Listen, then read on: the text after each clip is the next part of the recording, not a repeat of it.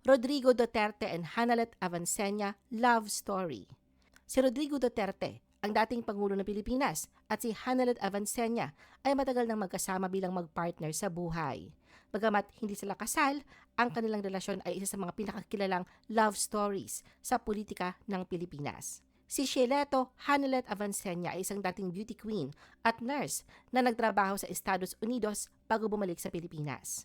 Ayon sa ilang ulat, unang nagtagpo ang kanilang landas noong 1990s, sa panahon kung kailan si Duterte ay nanunungkulan bilang alkalde ng Davao City. Sa kabila ng malaking agwat sa kanilang edad, mahigit 20 years ang tanda ni Rodrigo Duterte kay Hanalet, nagkaroon sila ng matibay na pagkakaunawaan.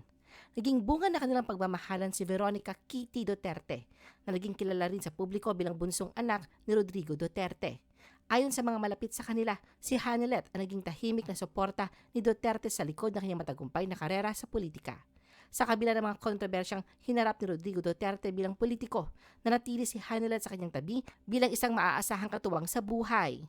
Sa maraming panayam, ipinahayag ni Rodrigo Duterte ang kanyang pagmamahal at respeto kay Hanalet na inilarawan niyang isang matapang at mapagmahal na babae.